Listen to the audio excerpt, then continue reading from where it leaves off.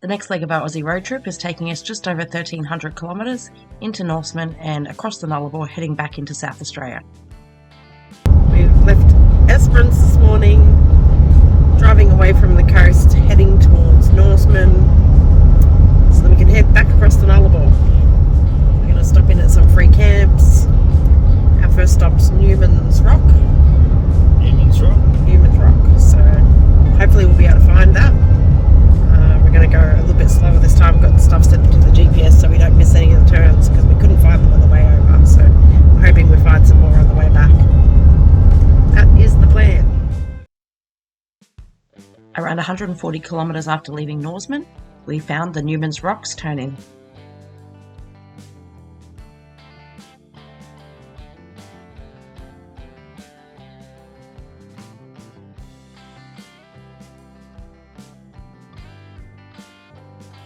If you follow the track around 600 metres in, there's plenty of space to camp.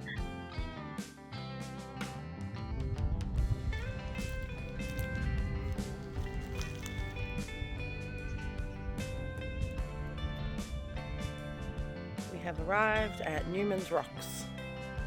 It's a free camp, nice big spot, easy drive in.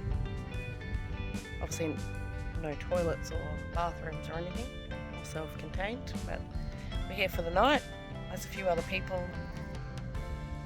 camped here, but not too many at the moment, but we'll see how we go for the rest of the afternoon as people start pulling up for the day. While we still had some daylight, we took a walk around to explore our surroundings, and there was a whole lot of not much at all. Isn't it beautiful?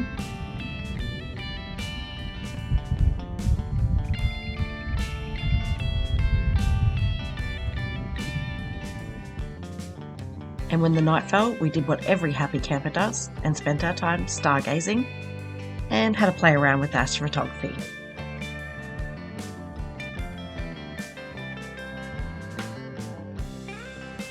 In the morning, we were back on the road. We pulled into the Balladonia Roadhouse for fuel and some brekkie. Brekkie. Got a steak and pepper pie for breakfast. Right.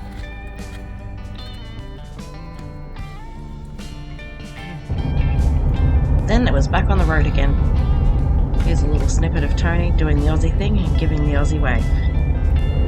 And I don't know if this is something that happens to you, but every time a massive truck went past, the mirrors folded in. We were probably 3/4 of the way through our trip before we realised that if we turned them sideways, that it was less likely to do that. Then we headed back across the 90-mile straight. Of course, we had to stop for the photo. Luckily, it wasn't a windy day, so we were able to get up and get a bird's eye view.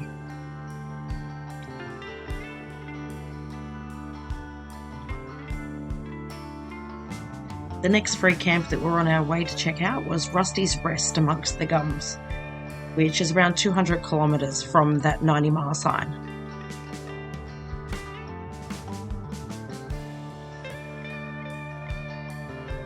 We find all of our free camps using the Wikicamps app, which is really useful because it has reviews and ratings from other people that have travelled, and they can be really helpful. So what I read on the app was the story behind the name of this free camp is that there was a gentleman who camped out here with his dog Rusty who passed away. So he is now resting in this space, and sometimes in the reviews campers are often making notes that they've found the grave and they've left a little gift for Rusty. It was a great spot and there was plenty of space to camp, but we still had plenty of daylight, so we thought we'd move on to the next stop that we saw on our list, which was a quarry. This one snuck up on us, so we nearly missed the turn.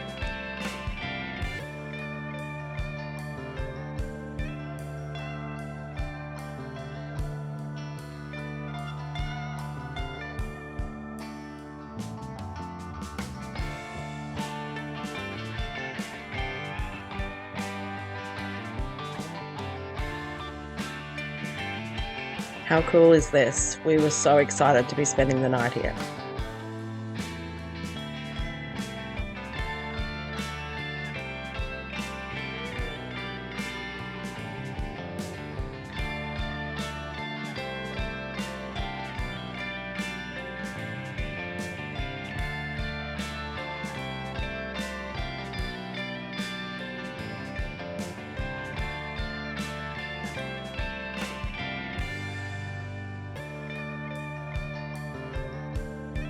Such a great spot with the quarry providing the wind block and the big open sky, and we had the whole place to ourselves.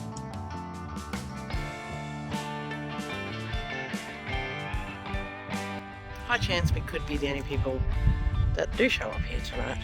But our campsite to ourselves. They say it's out of the wind. There's still a breeze, so the breeze is nice, but it might not be crazy windy.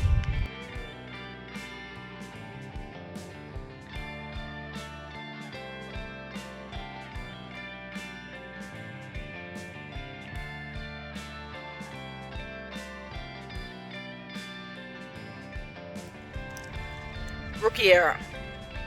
So last night at our free camp, we left the fridge on battery, thinking, it's just overnight, instead of flicking it over to gas.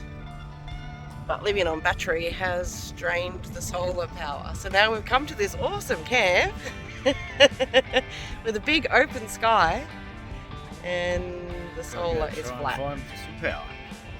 Yeah. So we think our best bet is probably to move on to Roadhouse or something. Yeah. Plug into a 240 volt and charge the battery up. See what happens. Yeah, otherwise we're probably gonna lose power in our fridge and all of our food's gonna be spoiled. And it sucks, but these things happen. Get some now. Yeah, Tony's just trying to empty out the fridge. But yeah, I think we're best off moving on. Live and learn, eh? We are going to head to the Mundrabilla Roadhouse for a powered site and hook up there for the night before we continue our trek, and hopefully that'll sort out our solar power issue and we can go back to free camping once we cross over the WA border, which should be tomorrow, I would say. So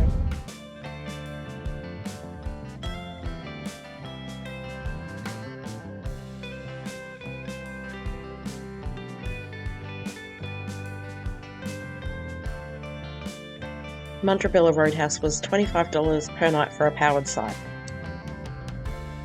And while we're here to use the 240 volt power to try and fix our battery, we might as well take advantage of the facilities and have a hot meal.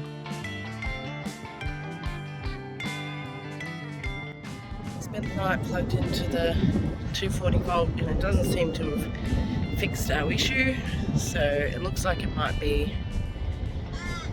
the end of the life for the battery. And we might have to buy a new battery, but we're in the middle of nowhere at the Mundrabilla Roadhouse, so we're going to keep going. We'll cross the border today back into South Australia. Might see if we can get a battery at the Nullarbor Roadhouse or somewhere along the way. About 12 kilometres out from the border crossing into South Australia, we saw the Euclid Motel and Caravan Park, so we thought we'd stop in and check if they had any batteries. And we missed it on our stopover, so we wanted to have a look. And while they didn't have any batteries in stock, we're glad we stopped. It was like a resort in the middle of nowhere and not at all what we were expecting.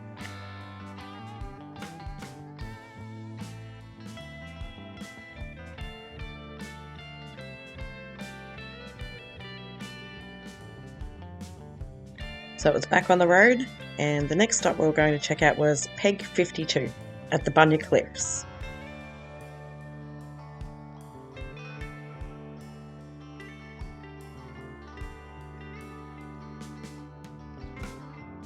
About halfway along the trek, there was a big open space which would have been a perfect spot to camp. But it looked like a lot of the other campers preferred to live life on the edge, literally, and camp right out on the cliffs. This is Peg 52. Feels like the edge of the world. Wikicamp says a couple of different things. Some people say, yep, good camp. Others say it's closed and the signs have been pulled down. Considering we're not really sure what's happening with our battery and our setup, we're going to keep moving along. I'll soak up the view just for a few minutes.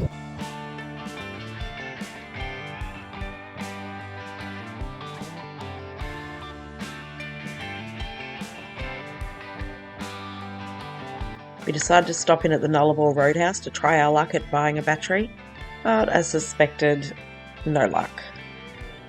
So we moved on to find our next free camp for the night, which was going to be Rushy's Balcony. This was probably the easiest camp to find because the tips on Wiki Camps told us to look out for a gravel stockpile, which was really clear from further up the road. And driving up and around the back, there was heaps of space for camping.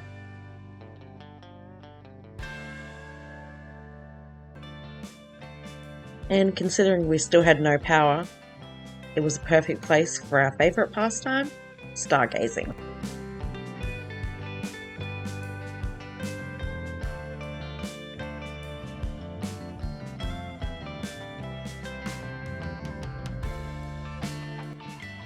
The next day it was a short 50-kilometre trip to our next destination, which was Penong.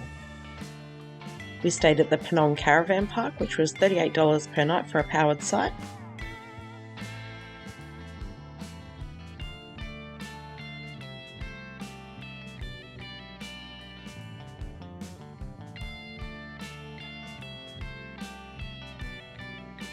There were great amenities and a really cool camp kitchen. Laundry. This is what we were talking about.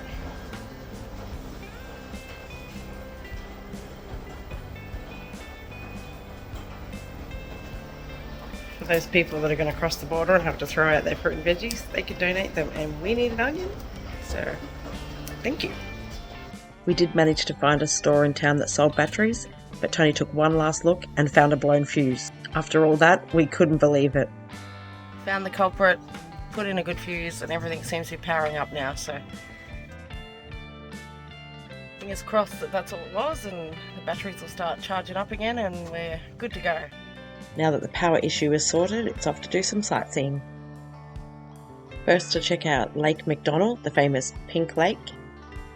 We expected at this time of the year that it was going to be dry, but we couldn't come all this way and not have a look.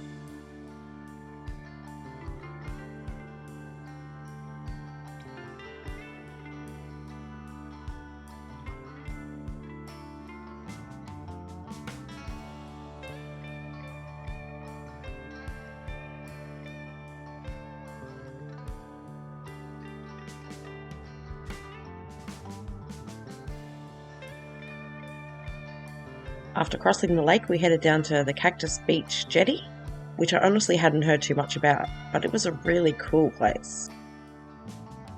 A bit of a scary, narrow road going down the side of the cliff and hoping that no one's coming the other way.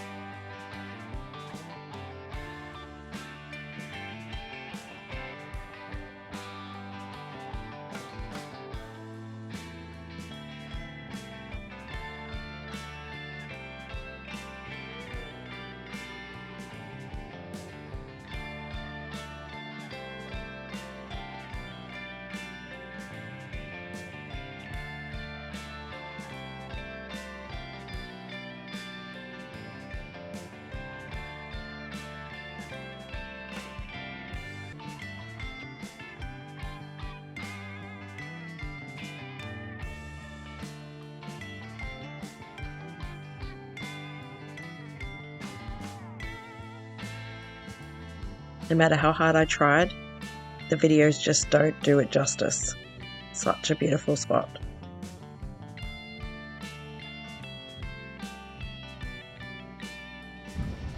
It even has a netted off swimming area with a swing, really cool.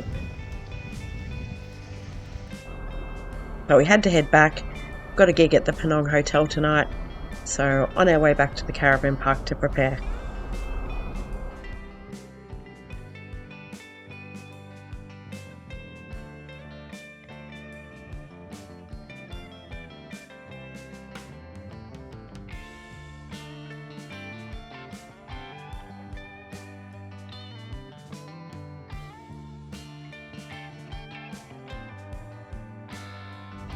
We had a gig at the Penong Hotel last night, which was a really cool way to end our trip across. People were there really lovely, everyone had a great time, everyone was looking like they're having a great time, so that's always great for us, means we have a great time.